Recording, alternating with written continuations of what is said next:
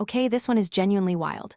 Samsung just posted the single best profit in the entire history of the company. Not a good quarter, not a beat. The best numbers they have ever printed.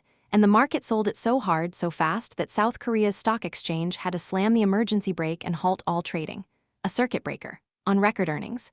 If that makes no sense to you, good. Because it tells you something huge about where this whole artificial intelligence trade actually is right now. Best earnings ever. Trading halted.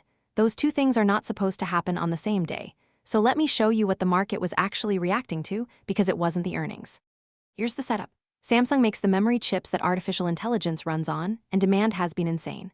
Their profit came in around $58 billion for the quarter, a record beating what Wall Street expected by about 6%.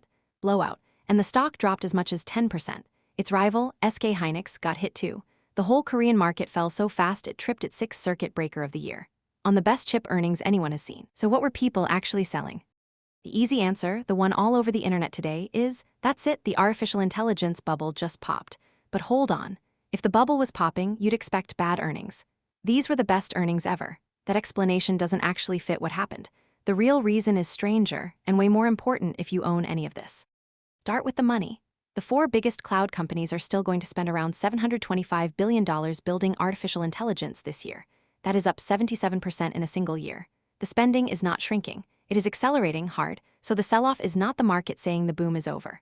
The boom, measured in dollars going out the door, is bigger than ever, which means something else changed, something about what all that money earns back. Here's the shift, and it's the whole point. For 2 years, every time a company announced it was spending more on artificial intelligence, the stock went up. The market clapped at the spending line. Spend more, go higher.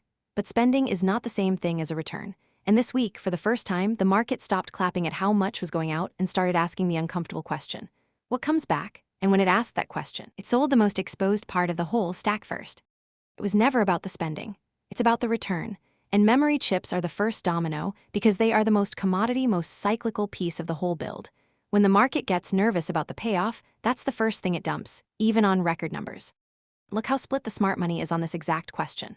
On one side, Michael Burry, the investor from The Big Short, is reportedly shorting Micron, a memory chip maker, betting this record is the top. On the other, Jim Cramer went on television the very same day and said Nvidia's roadmap is intact, so you buy. Two well-known names, staring at the identical set of facts, making completely opposite bets. The record profit is a top signal to the bears and a buy the dip to the bulls. That is what a real turning point looks like. Now the honest part, because I'm not here to sell you fear.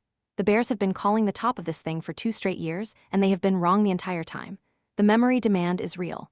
$725 billion of build-out does not evaporate overnight. If the big cloud companies keep guiding their spending higher, then today's chip crash was just a gift, a dip in the best demand story of the decade. This is a genuine question, not a verdict. Nobody actually knows yet. Here's the read I'd leave you with. When the market starts selling records, it isn't pricing whether the boom is real anymore. It's pricing who actually gets paid. And the durable money in a gold rush is rarely the loudest name. It's the picks, the shovels, the power, the toll roads everyone has to pay to play.